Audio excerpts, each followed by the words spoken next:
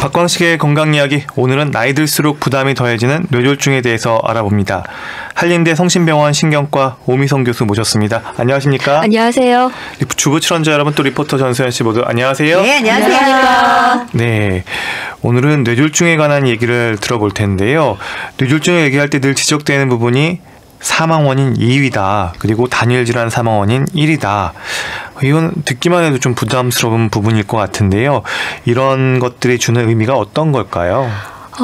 뇌졸중의 질병 부담이 중요하다는 의미라고 생각하시면 됩니다. 그러니까 쉽게 얘기하면은 많이 발생하고 많이 죽는 질환이라고 생각을 하시면 돼요. 그러니까 발생률도 높고 그 병에 의한 중증도도 워낙 높거든요. 근데 조금 통계가 달라졌습니다. 제가 치료를 잘해서 그런지 2014년부터는 지금은 이제 사망원이 3위로 이제 심혈관 질환보다 이제 2위가 되고 제가 3위로 밀려났다는 게 조금은 변화됐지만 아직은 뇌라든지 심장 같은 단일 기관 질환으로는 사망원이 2위로 질병 부담이 좀 높습니다. 확실히 치료가 좀 잘 되고 있다는 게 좀 기분이 좋네요.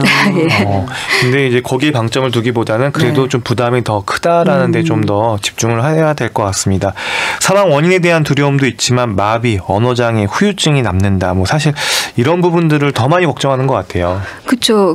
더 문제입니다. 지금 저희가 사망이 3위로 떨어졌다는 게 중요한 게 아니라 뇌졸중 사실 전체 발생률이나 사망률은 한 10년 전부터 조금씩 낮아졌거든요. 근데 그게 중요한 건 아닙니다. 왜냐하면 뇌졸중이라는 게 다른 질환하고 달리 뇌졸중 자체가 후천적 장애를 일으키거든요. 그러다 보니까 뇌졸중이 발생하고 사망하지 않고 생존하는 환자들이 매년 증가하게 됩니다. 그렇게 되면 부담이 본인도 뇌졸중 이후에 건강한 생활을 못 돌아가서 자기 직장이나 사회생활을 못 돌아가는 인구들이 늘어나게 되거든요. 장애인과. 그러니까 본인의 경제적 생산성이 줄어들죠. 그다음에 그 환자를 돌봐야 되는 가족들의 생산성이 줄어들고 간병비가 증가되고 그러다 보니까 개인, 가정, 사회에 전체적인 사회적 질병 부담이 매해마다가 계속 는다는 것 같습니다.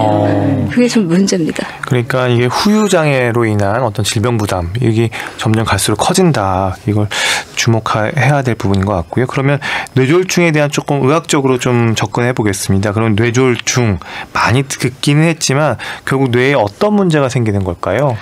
뇌졸중이라는 건 의학적 용어로 따지면 뇌혈관의 질환이라는 의미가 됩니다.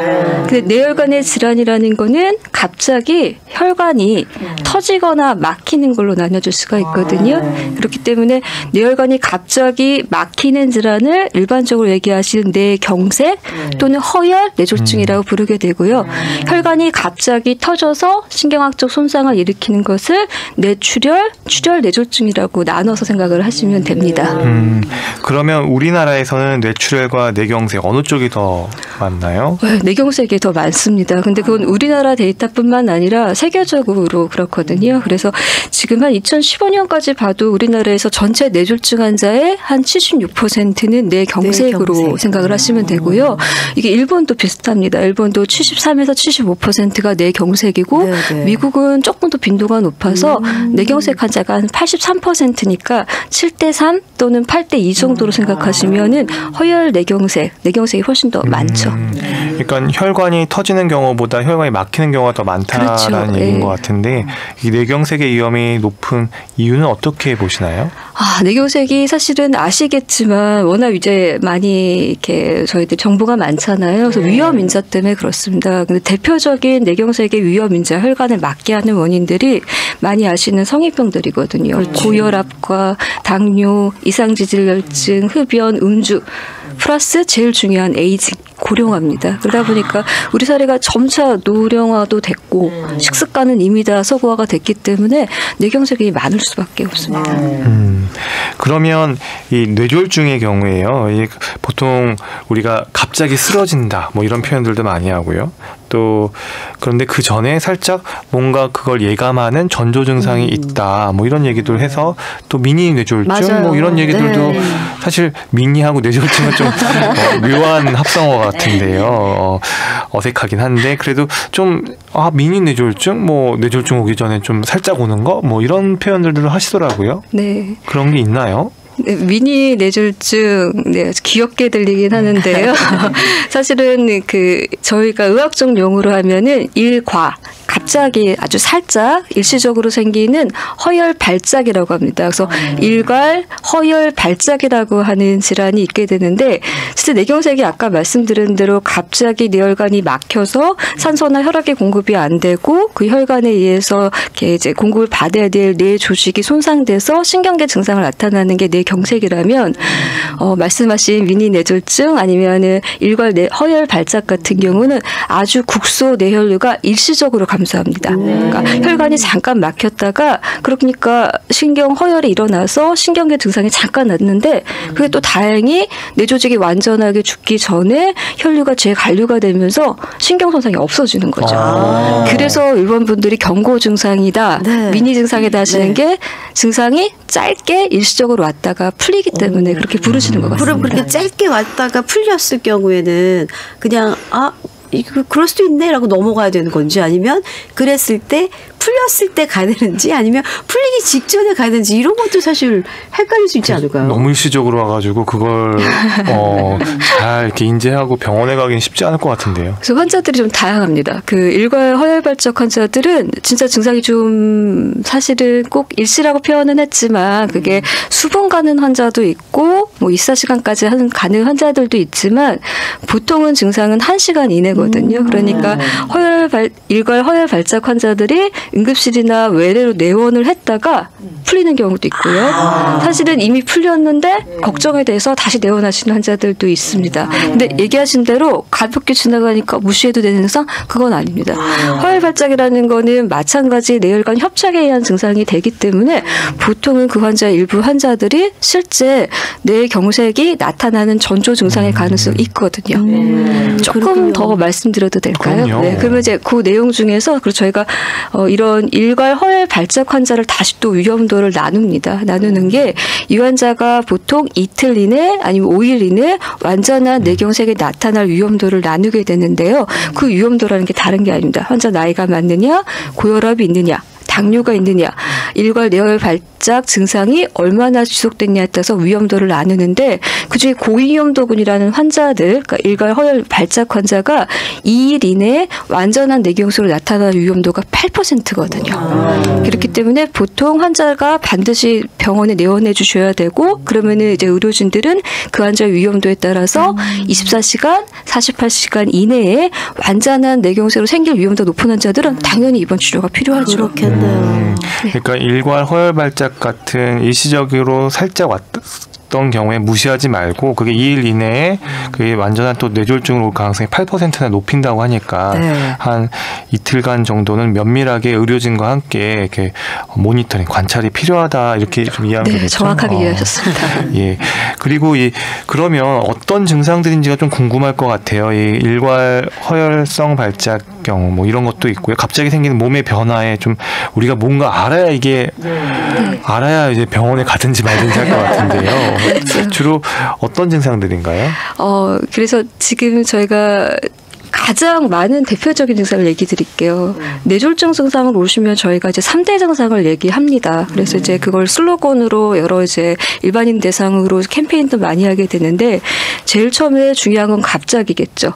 갑자기 발생하는 환자한테 나타나는 얼굴 한쪽에 얼굴 마비가 오시거나, 아니면은 한쪽에 팔다리에 힘이 빠지는 팔다리 마비 증상, 또는 환자가 발음이 어둔해지는 거죠.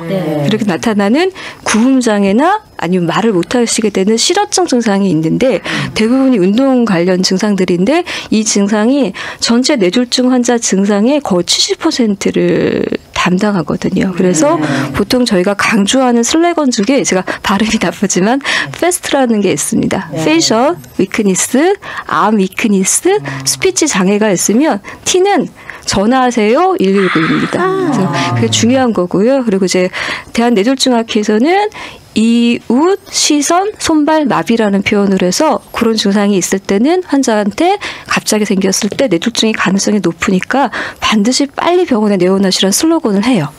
이야, 확실하게 귀에 쏙 박히는데요. 그러니까 얼굴 마비 그리고 팔다리 마비 네. 이런 것들을 잘 보셔야 되고 발음이나 이런 거 언어? 어눌해지는 네. 건지 좀 보셔야 된다. 그래서 패스트는 아까 영어로 이렇게 얘기하셨지만 패스트는 앞에 F는 이제 얼굴 페이셜이라는 뜻이었고 암은 아마 팔다리의 암 네, 얘기하셨던 거고요. 아미크니스. 네. 그리고 스피치는 우리가 말하는 거니까 이제 언어에 대한 얘기였고 그다음에 텔은 이제 전화해라 빨리 네, 신고해라 119입니다. 119에 그렇게 좀 받아들이시면 될 것 같아요. 그러면 갑자기 이제 이런 증상들이 생긴 것 같다는데 신고하려고 보니까 또 괜찮아요.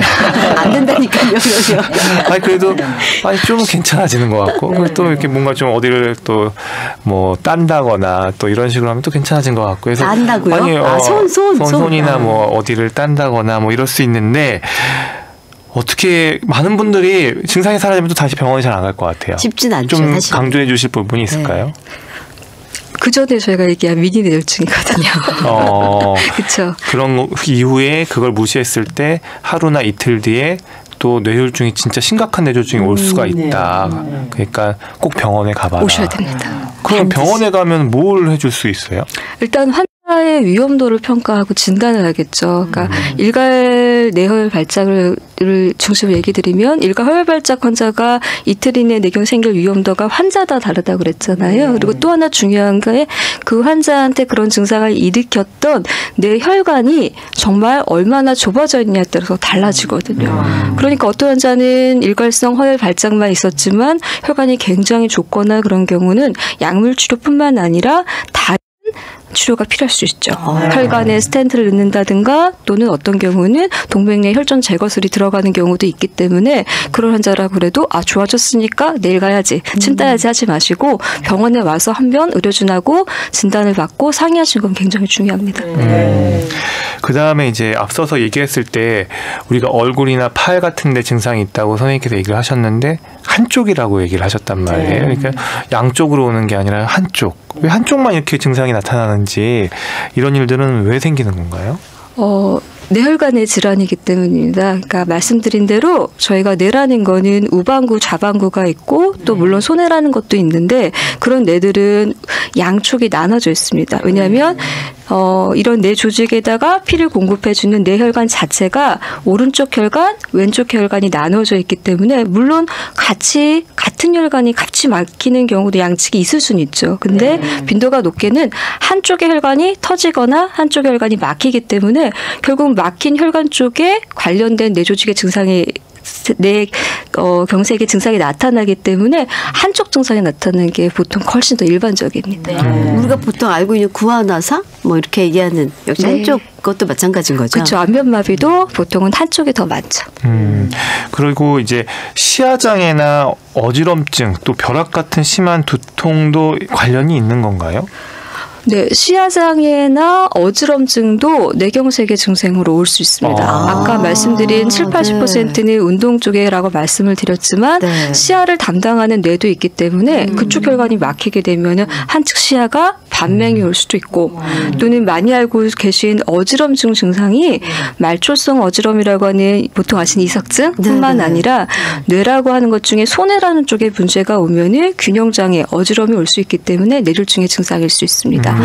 또 하나 말씀하신 벼락두통, 심한 두통 같은 경우는 허혈 뇌졸중, 뇌경색의 증상보다는 뇌출혈, 뇌졸중의 증상이 많긴 하지만 모두 다 뇌졸중의 증상일 수는 있습니다. 그러니까 벼락두통도 이게 뇌의 문제일 수 있다. 이게 좀 기억해 두시면 좋을 것 같고요. 그 두통에 있어서 사실 벼락두통이라고 하지만 이걸 겪어본 분들은 실제로 임상에서 선생님께 오셔선 어떻게 표현을 하시는지 좀 궁금해요. 네, 진짜 벼락두통이라고 표현을 하시는데요. 그럼 벼락두통의 정의는 어떻게 저희가 잡냐면 평생 이런 통증을 느껴보지 못했어요 하는 것이 쾅 울리는 듯한 두통이 오는데 그 두통의 강도가 거의 1분 이내에 아주 최고점을 도달합니다. 1분 이내에. 그러니까 굉장히 심하게 빨리 오는 거죠. 그러면서 그런 두통이 5분 이상 지속되는 거여서 환자들이 정말 벼락이 때려치는 것 같은 두통이었다라고 표현을 하고 옵니다. 정말 이런 표현들이나 이런 간접적으로 우리가 들으면서 혹시 우리에게 있을지 모르는 어떤 살짝 올 수 있는 증상들에 대해서 좀 대비를 할 수 있을 것 같다는 생각이 듭니다. 그리고 이 미니 뇌졸중 뭐 표현 뭐 여러 가지 얘기를 아까 잠깐 했긴 했지만요. 이런 미니 뇌졸중이 있을 때 저는 좀 궁금한 게 혈관이 그러니까 증상이 잠깐 일시적으로 있다가 사라진다 하는 거는 혈관이 잠깐 좁아졌다가 다시 풀린다라고 아까 설명을 해주셨잖아요. 그럼 실제로 그럴 때 이제 뇌 혈관 뭐 MRI나 이런 걸 찍어보면 혈관은 아마 정상적으로 보일 것 같은데 이게 좁아져 있는 걸 수도 있고 다시 풀린 것이 기능적인 문제인 건지 구조적인 문제인 건지 이걸 감별하기가 어려울 것 같아요. 네. 기능적인 문제일 때는 또 해줄 수 있는 것도 없을 것 같고요. 그렇겠네요. 둘 다 가능성은 있는데요. 네. 아까 말씀드린 대로 정말 일가 허혈 발작 환자들은 MRI나 MRA라는 걸 찍어보면은 일부 환자는 그 관련된 혈관이 굉장히 좁아져 있는 경우도 있지만 대부분의 환자들이 아주 깨끗한 경우가 있거든요. 그렇기 때문에 그때는 환자의 임상 증상, 그러니까 자세한 병력 청취가 제일 중요하게 됩니다. 그런데 저희가 이제 보통 일괄 뇌혈 발작은 아시는 것처럼 24시간이라고 시간을 많이 알고 계시는데요. 요즘엔 그게 조금 바뀌고 있다라고 아까 말씀을 드렸던 게 일가 혈 발작 환자는 보통 1시간 이내만 지속되고 없어지는 환자가 60%거든요. 근데 1시간 이상 지속되는 환자는 내 몸의 임상 증상은 이미 풀렸어요. 운동 마비도 없고 다 없는데 요즘에 저희가 많이 촬영하는 급성기 뇌경색 MRI라고 하는 디퓨전 웨이티드 이미지라고 하는 또 영상이 따로 있거든요. 근데 그런 MRI를 찍어보면은 환자 임상 증상 풀렸는데 이미 뇌 조직은 죽어 있는 게 확인이 돼서 임상 증상과 뇌경색이 조금은 차이가 있는 경우도 있어요. 그래서 그 경우는 뇌경색의 증거가 있는 일괄 허혈 발작의 증상이기 때문에 진짜 일괄 허혈 발작보다 뇌경색과 똑같이 생각하죠. 그래서 아까 조금 첨언을 드린다면 증상이 풀렸다고 해서 병원에 오지 않아도 되는 게 아닌 게 그런 이유입니다. 환자 왔는데 이미 뇌경색이 와 있는 경우가 많습니다. 네. 이렇게 우리가 뇌졸중에 대한 이야기들을 증상 위주로 그러니까 환자분들이나 아니면 우리 청취자 여러분들께서 실제로 느낄 수 있는 것들에 대해서 이렇게 듣게 되니까 훨씬 더 많은 정보가 이렇게 우리에게 주어지는 것 같습니다. 건강365 듣고 계시는데요. KBS 홈페이지와 유튜브, KBS 콩 그리고 팟캐스트로도 서비스되고 있습니다.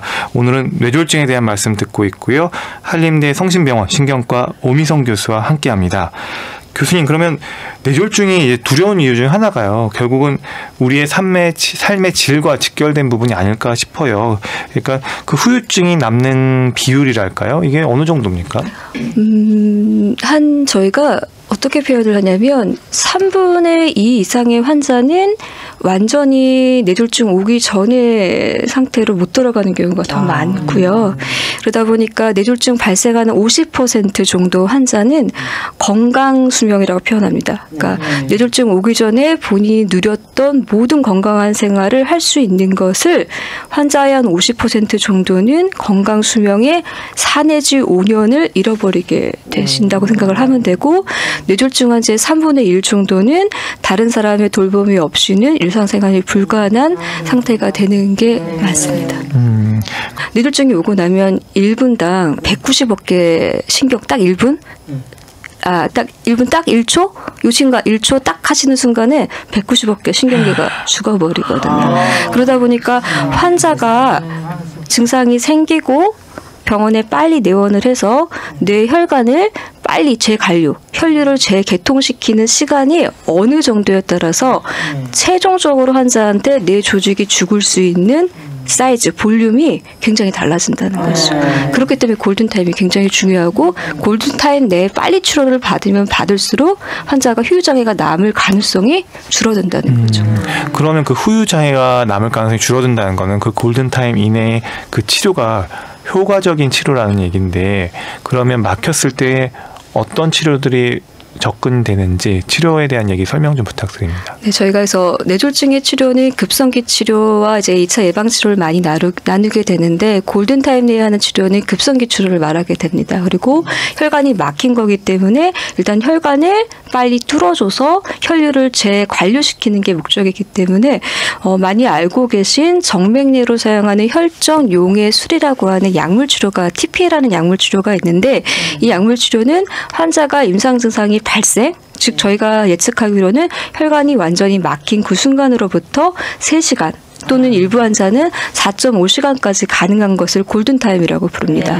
근데 최근에는 많은 뇌졸중 치료가 이제 또 발전을 하다 보니까 이런 정맥내 혈관을 뚫는 혈전 용의술뿐만 아니라 동맥내, 막힌 동맥으로 직접 접근을 해서 혈류를 재관류시키는 동맥내 치료가 나왔습니다. 근데 그 동맥내 치료도 모든 시간 다 가능한 건 아닙니다. 혈관이 막힌 환자, 특히 뇌동맥, 큰 뇌동맥이 막힌 환자한테는 증상 발생 6시간 이내에 치료를 하기 때문에 그런 동맥내 제거술은 6시간이 골든타임이 될 것 같습니다. 그리고 이제 치료가 되고 그 재활 치료도 상당히 중요하다고 들었어요. 그래서 3개월간의 이 재활 기간이 또 후유증의 정도를 결정한다. 뭐 이런 얘기도 있던데요. 이것도 맞는 얘기인가요? 네, 맞다고 생각하시면 됩니다. 저희가 뇌졸중이 오고 나면 보통 요즘 환자들은 재활 치료를 굉장히 급성하게 많이 시작을 하게 되는데요. 왜 그러냐면은 보통 3개월이라는 시간을 저희가 가장 예후 측정에 중요시 여기는 이유는 뇌졸중이 생기고 신경계 증상이 남았을 때 본인이 좋아질 수 있는 거. 그러니까 100% 좋아진다는 뜻이 아니고요. 환자 본인이 뇌졸중 전 단계로 돌아갈 수 있는 내가 좋아질 수 있는 퍼센트지의 80%의 회복이 3개월 이내에 일어나게 된다고 생각하시면 됩니다. 그래서 뇌졸중이 오고 나서는 3개월, 1년 사이에 회복이 가장 많고요. 그 이후에 남는 후유장애는 회복을 많이 기대하기는 힘들기 때문에 저희가 이제 재활치료를 병행하고 중요시 여기는 거는 이런 시기가 됩니다. 우리가 보통 뇌졸중 얘기를 하면은 보통 마비만 많이 떠올리는 경향이 있는 것 같아요. 근데 이 뇌졸중 환자분들이 이제 이런 재활 기간 이럴 때 통증이나 이런 것들도 있나요? 네, 통증도 많습니다. 이게 관절에 문제들이 있어서 첫 번째는 운동마비가 온 환자들은 초기에는 힘이 떨어지는 힘이 빠지는 증상이 주라면 시간이 조금 지나기 시작하면은 이제 관절 부위에 따라서 경직이라는 게 오게 됩니다. 경직이 오게 되면은 그 경직에 의한 통증이 굉장히 많기 때문에 오는 경우가 있고 또는 뇌졸중 증상 중에 하나가 감각장애 증상으로 오시는 분이 있는데 이런 분들은 나중에 뇌졸중 후에 생기는 신경통으로 남기도 하기 때문에 통증에 대한 문제도 사실은 이제 뇌졸중 생존하시는 환자들한테는 좀 큰 문제이기도 합니다. 그러면 이제 뇌졸중에 있어서 이제 후유장애나 이런 것들도 이제 우리가 개념은 잡혔는데 후유장애하고 또 합병증은 또 다른 건지 뇌졸중 환자분들이 겪는 또 합병증은 또 어떤 게 있는지 궁금합니다. 후유증이라는 거는 말씀드린 대로 신경계 증상에 의한 신경학적 장애 증상을 주로 얘기한다면 합병증은 그로 인해서 생기는 부가적인 질환이라고 생각을 하시면 됩니다. 예를 들어서 이제 환자가 삼킴을 잘 못하겠죠. 연화곤란증. 침을 삼키는 거요? 그렇죠. 침을 삼키는 게 잘못되다 보니까 보통은 그게 다 어디로 넘어갈까요? 폐로 넘어가거든요. 그러면 이제 흡인성 폐렴이 굉장히 뇌경색 환자들은 취약하게 되고요. 뇌졸중 환자들은 두 번째로는 환자가 이제 자유롭게 소변이나 대변 같은 게 가능한 분들도 있지만 그게 안 되기도 하거든요. 그러다 보니까 요로 감염에 굉장히 취약하신 편이고요. 오래 누워 계시는 환자들은 욕창에 의한 2차 감염증이 가능하시고 그리고 운동마비가 많고 고령 환자다 보니까 환자들은 낙상이 많습니다. 그래서 골절의 위험도도 상당히 높기 때문에 그런 뇌졸중 신경계 증상에 의한 2차 증상, 2차 질환들이 발생하는 것을 합병증이라고 생각하시면 됩니다.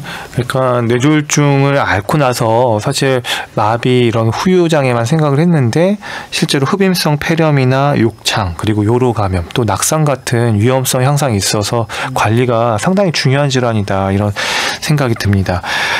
이제 또 뇌졸중 하면 우리가 빼놓을 수 없는 위험인자가 아마 또 흡연이 아닐까 싶은데요. 실제로 흡연과 뇌졸중의 연관성은 좀 어떻게 보시는지 이게 나중에 또 재활 치료 과정 가운데서 담배를 못 끊는 분들에게는 또 그런 어떤 예후가 또 어떻게 되는지도 또 궁금한데요. 네, 이제 흡연은 잘 알려진 뇌졸중의 위험 인자인 거 맞습니다. 왜냐하면 흡연으로 인해서 뭐 니코틴이나 여러 독성 물질이 그 혈관에 이제 손상을 입히거든요. 또는 흡연으로 인한 염증 작용들도 이런 뇌경색을 일으키는 원인이 되기 때문에 흡연하는 환자는 많게는 1.5에서 2배 정도 더 비흡연자보다는 뇌경색이 위험하다라고 생각을 하게 되고요. 또 연구에 따라서는 흡연하는 사람이 뭐 초기에 신경학적 증상도 더 나쁘다, 회복도 나쁘다라는 것들이 있기 때문에 흡연 자체는 뇌경색의 큰 위험이자 맞습니다. 그러면 또 하나 궁금한 게 뇌졸중을 한번 온 분들이 또 뇌졸중이 오는 경우가 있을까요? 네, 있습니다. 이제 물론 이제 최근에 제 개인적 경험을 얘기 드리면 제가 제일 처음 의사가 됐을 때가 한 15, 16년 전일 텐데 그전에는 사실은 뇌경색 재발 굉장히 많았습니다. 왜냐하면은 주 원인은 환자들이 이체 예방을 잘 안 했습니다. 그래서 약도 금방 중단했고 고혈압 당뇨 같은 위험 인자 질환을 조절을 안 했거든요. 근데 지금은 굉장히 잘 하십니다. 그래서 환자들이 굉장히 의료 수능도가 높아지셨고 그럼에 따라서 우리나라 같은 경우는 지금 1년에 뇌경색이 재발하는 게 한 4% 정도 환자입니다. 물론 국가마다 치료의 정도에 따라 차이가 있고 미국 데이터는 좀 옛날 데이터긴 한데 한 6%, 13%가 1년에 재발을 한다는 걸 보니까 뇌졸중은 재발하는 병 맞습니다. 그리고 이제 앞서서 얘기가 나온 것들도 있지만 뇌졸중의 위험을 알리는 신호, 그러니까 민감할 필요가 있는 증상들 한번 정리해 주시면 좋을 것 같고요. 덧붙여서 우리가 얼굴이 파르르 한쪽이 떨리거나 이렇게 눈이 파르르 또 떨리는 경우들도 항상 이것도 좀 예민하게 반응하시는 분들도 있어서 이거에 대한 조언도 부탁드립니다. 네. 또 강조드리고 싶은 게 패스트입니다. 그래서 일단은 제일 중요한 경고 증상, 저희들 워닝 사인이라고 부르게 되고요. 안면마비, 한쪽에 팔다리 마비, 발음이 둔해지는 구음장애, 갑자기 환자가 말을 못하는 실어증, 증상이 가장 대표적이고 플러스해서 아까 말씀해 주셨던 시야장애, 복시, 눈물이 둘로 보이는 현상들이 있을 때는 뇌졸중의 증상의 가능성이 아주 높습니다. 그리고 이제 걱정하시는 안면이 안검, 이게 얼굴 아래가 이제 떨리거나 눈이 파르르 떨린다고 하시는 안검, 눈꺼풀 떨리는거나 얼굴이 떨린다고 하시는 분들이 있거든요. 그거는 저희가 부를 때는 안검 연축, 안면 연축이라고 부르는데 보통이 근육의 떨림증으로 오시는 거여서 직접적인 뇌졸중의 증상의 가능성은 조금 적습니다. 다행이네요. 이 눈이 한쪽이 파르르 떨리면 얼마나 걱정이 되던지 주변에서 묻는 분들이 참 많더라고요. 안 그러다 그러니까요. 근데 이런 거는 조금 가능성은 떨어진다. 뇌졸중과의 가능성은. 이렇게 정리하면 될 것 같고요. 박광식의 건강 이야기, 오늘은 뇌졸중을 주제로 말씀 나누고 있습니다.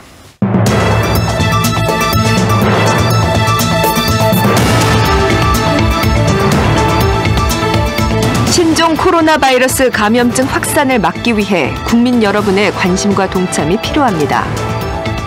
흐르는 물에 30초 이상 비누로 꼼꼼하게 자주 손을 씻고 씻지 않은 손으로는 눈, 코, 입 등을 만지지 말아야 합니다. 기침할 땐 손이 아닌 옷소매로 입과 코를 가리고 발열, 기침 등 호흡기 증상자는 외출 시 반드시 마스크를 착용해야 합니다. 신종 코로나 바이러스 감염증이 의심될 때는 병원으로 바로 가지 말고 반드시 관할 보건소나 지역 콜센터 지역번호 120번 또는 국번 없이 1339에 연락해 상담을 먼저 받아주시기 바랍니다. 재해 재난 예방, KBS 라디오가 함께합니다. 박광식의 건강 이야기, 한림대 성심병원 신경과 오미송 교수와 함께하고 있습니다. 뇌졸중에 대한 말씀 듣고 있는데요. 주부 출연자분 같이 함께 지금 듣고 계시는데 질문 있으시면 먼저 나오셔서 질문 부탁드립니다. 어떤 분께서 한번 얘기하실까요? 나오시면. 네, 저는 고혈압이 이렇게 온 지가 한 20년 됐어요. 근데 이렇게 고질까지 당뇨까지 이렇게 모든 게 이렇게 포함이 되는데 이렇게 살도 많이 쪄요. 근데 살 빼려고도 살 빠지지도 않고 또 이렇게 저희 어머니께서도 뇌출혈로 돌아가셨어요. 돌아가셨는데 이게 유전이라 소리를 많이 들었는데 이걸 어떻게 이렇게 개선을 해야 될지 좀 부탁드려요. 그러니까 일단 고혈압 약을 먹은 지 한 20년 정도 됐다. 그러니까 지금 만성 질환을 앓고 계신 지가 꽤 오래 걸리셨고 그 외에도 다른 고지혈증이나 그다음에 당뇨병 이런 것도 있으시다고 얘기를 하셨고 그다음에 또 아마 대사증후군 성인병에 대한 얘기도 해주셨고 그리고 또 하나 좀 귀에 저한테 잘 들렸던 거는 이제 가족력에 대한 부분인 것 같아요. 그래서 이런 연관성에 대한 이야기들을 해주셨는데 일단 뇌졸중과 기본적인 다른 만성 질환과의 관계를 좀 설명해 주시는 게 좋을 것 같아요. 위험인자여서 그렇습니다. 이제 저희가 물론 뇌졸중, 뇌출혈하고 뇌경색은 조금 다르긴 할 텐데요. 두 질환 다 우리가 알고 있는 성인병이라고 알고 있는 고혈압, 당뇨, 이상 지지혈증이 뇌혈관의 손상을 일으킵니다. 그래서 혈관이 잘 막히고 잘 터지게 되는 위험인자, 1차 질환이라는 거죠. 그러다 보니까 고혈압이 있는 환자는 고혈압이 없는 환자에 비해서는 이런 뇌경색이나 뇌출혈이 생길 위험도가 2배 이상 높더라. 그런 게 나와서 연관성이 있고요. 또 이제 얘기하시는 가족력이죠. 이제 그러면은 우리가 학교 때 배웠던 유전병과 가족력은 다릅니다. 아시죠? 그래서 가족력은 다른데 그러면 뇌졸중이나 심혈관 질환이 정말 유전 성향이 있을 것이냐? 있습니다. 사실은 있는 게 맞고요. 물론 유전병은 아닙니다. 뇌졸중의 위험을, 그러니까 뇌경색의 위험하고 이렇게 얘기가 되는 건 어떻게 설명이 되는 건지 좀 그게 좀 이해가 잘 안 가더라고요. 네. 뇌출혈은 뭐 쉽게 생각하시면은 혈압이 높으니까 터질 거다라 생각을 하시는데 뇌경색도 조금 더 들어가면 그게 분류가 됩니다. 분류가 되는데 많이 알고 계시는 동맥경화 들어보셨죠? 죽상경화, 동맥경화라고 부르는 게 있는데 그 원인이 고혈압이 됩니다. 즉 혈압이 계속 높게 되면은 혈관의 벽이 딱딱해지고 탄력을 잃겠죠. 그렇게 되면 거기에 많은 혈전이나 다른 것들이 달라붙을 수가 있는 거죠. 탄력이 없으니까 이것을 잘 처리를 못한다고 생각하시면 됩니다. 쉽게 생각하시면. 그래서 고혈압 있는 환자들은 혈관에 손상이 있고 혈관벽에 손상이 있기 때문에 그것으로 인해서 동맥경화가 진행이 되고 그러니까 쉽게 혈관이 협착하고 막히면 생기는 뇌경색이 생길 수가 있죠. 그러니까 뇌출혈은 혈압이 높아서 터질 수 있다 이렇게 쉽게 생각할 수 있는데 또 혈압이 높으면 계속 그걸 견디기 위해서 그 혈관 벽들이 좀 노화가 되고 딱딱해지고 그러면서 그 자칫 취약한 부분에서 이렇게 막히거나 뭐 이럴 수가 있다 이렇게 좀 이해하면 되겠죠? 네, 이렇게 운동 마비로 했을 때 아까 얘기했는데 힘이 빠지는 게 나중에 경직이 된다고 말씀을 드렸고요. 경직이 오게 되면 자세들이 있습니다. 다 구부려지거든요. 맞아요. 근데 이제 보시면은 손에도 많이 이게 이제 어떻게 표현할까요? 구부러지잖아요. 그러면은 이렇게 오게 되는데 그래서 저희가 급성기 재활을 조금 강조하는 이유가 그런 경직이 오지 않도록 재활 치료를 하자는 목적도 사실은 있습니다. 근데 아마 만나보신 뇌졸중 환자분들은 뇌졸중 환자예요라고 할 정도니까 후유장이 어느 정도 남았던 환자들 특히 운동마비 이후에 후유장애가 남아서 환자가 독립부행을 잘 못하시거나 경직이 이미 와 있어서 그거로 인한 통증이나 일상생활의 불편감을 겪고 있는 환자들을 많이 만나셨을 거예요. 네.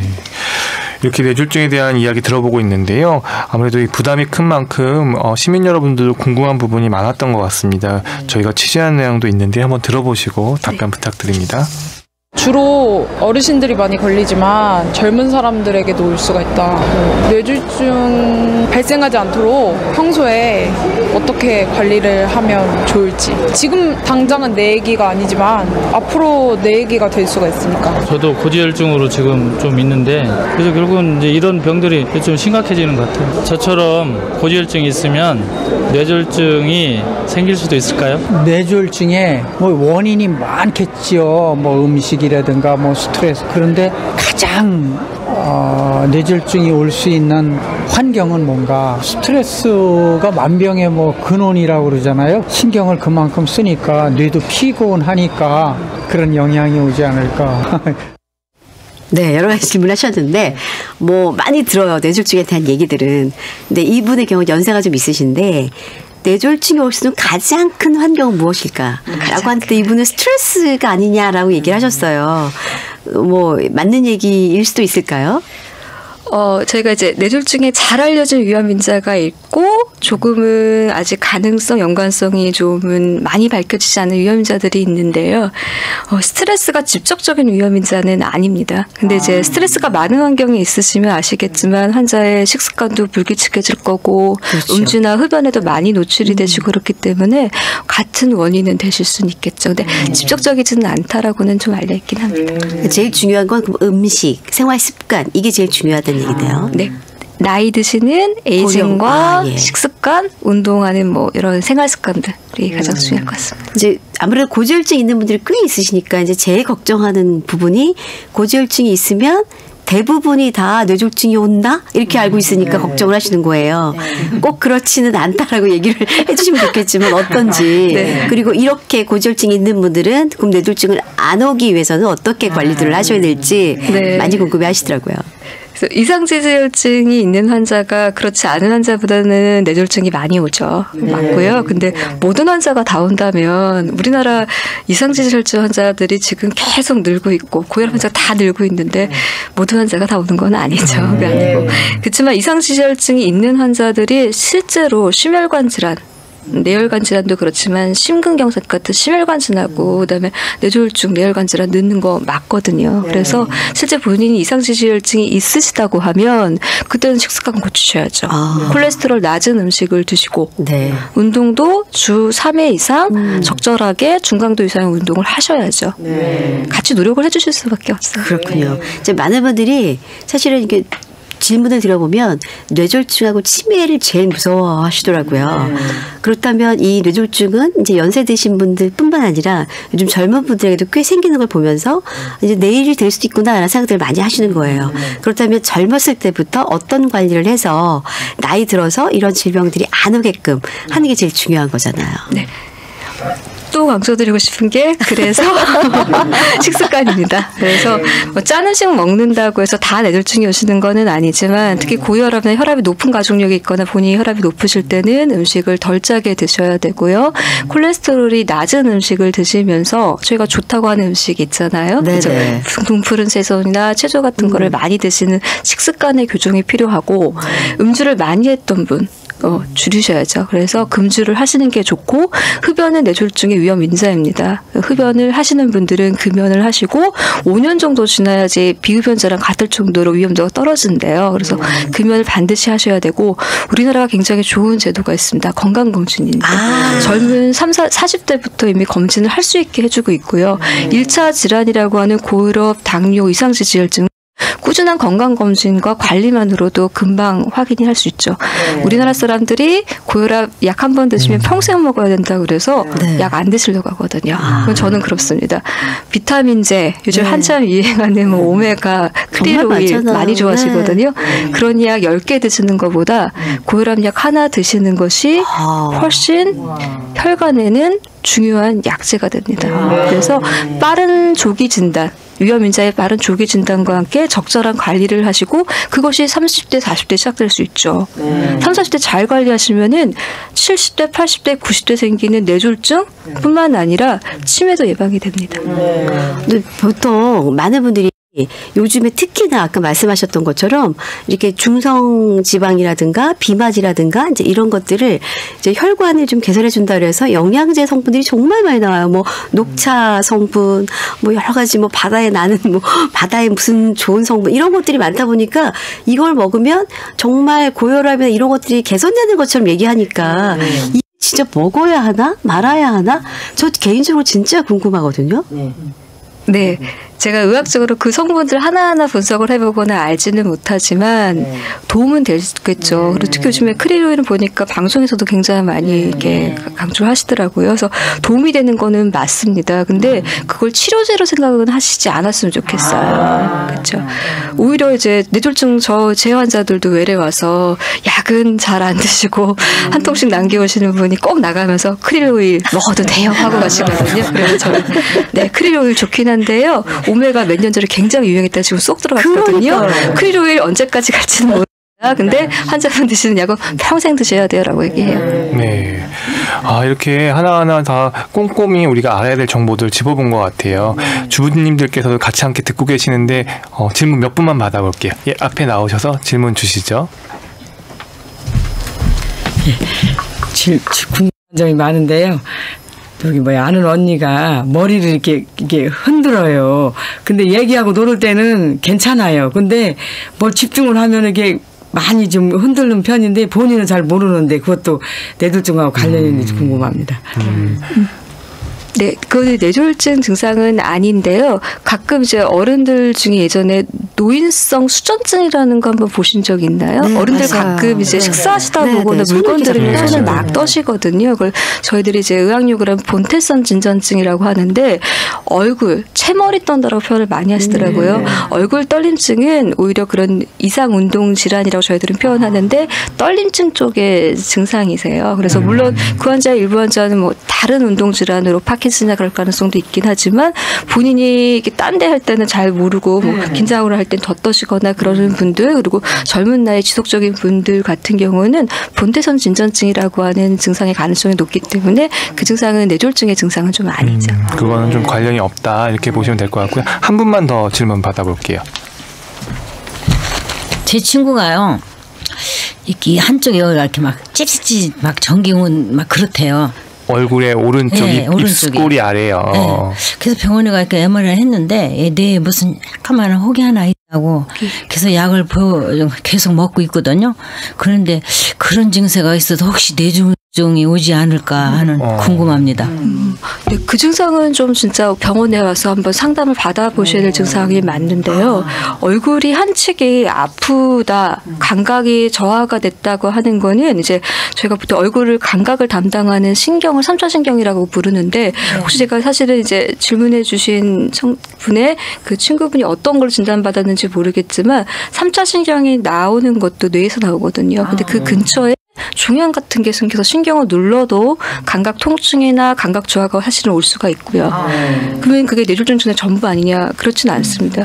뇌라는 거는 한 역할이 많이 다르다 보니까 얼굴을 담당하는 쪽에 혈관에 문제가 생겨서 뇌졸중이 생긴다면 뇌졸중 신경 장애 증상 중에 하나가 얼굴에 있는 감각 증상으로 올 수는 있거든요. 그래서 다양한 증상에 다양한 질환이 그 얼굴 안면 증상에 다양한 질환이 가능하기 때문에 그런 경우는 병원에 오셔서 의사랑 상담을 하시고 그거에 따라서 MRI나 어떤 검사를 받으시는 게 맞을 것 같아요. 그러니까 방금 말한 얼굴의 어떤 한쪽의 감각 저하는 좀 어떤 게 원인인지 좀 정밀하게 따져볼 필요가 있겠습니다. 오늘 이렇게 뇌졸중을 주제로 말씀 나눴는데요. 시간이 많이 흐르긴 했지만 오늘 이 뇌졸중에 대한 정리 말씀 한번 부탁드릴게요. 어렵네요. 정리. 그러면은 정리라기보다는 뇌졸중이 계속 사회에서도 문제가 됐고 개인이나 다 문제가 되거든요. 그래서 무서운 질환은 맞습니다. 근데 무서운 질환인 만큼 환자는 빨리 자기 본인의 증상을 자각을 하시고 119나 그런 구급대원들은 병원으로 빨리 이송을 하시고 병원에서는 환자한테 적절한 치료를 빨리 함으로써 골든타임 내에 환자한테는 가능한 한 신경학적 장애 증상을 낮추고 사망을 줄이는 게 저희들 쪽에 치료 발생한 쪽의 어떤 목표입니다. 뇌졸중을 보는 사람들의. 하지만 그보다 더 중요한 거는 오늘 많이 얘기됐던 위험인자들이요. 뇌졸중 생기고 나면 이거 좋아지기 힘들잖아요. 그리고 그중에 일부만 좋아지거든요. 그러니까 생기시기 전에 적절한 식습관과 운동 관리와 위험인자 질환들을 관리함으로써 뇌졸중 발생률 자체를 줄이는 게 저희들한테는 가장 큰 목표가 될 것 같습니다. 네, 지금까지 한림대 성심병원 신경과 오미성 교수님 오늘 말씀 고맙습니다. 네, 감사합니다. 주부추 환자 여러분, 리포터 전세현 씨 모두 감사합니다. 고맙습니다.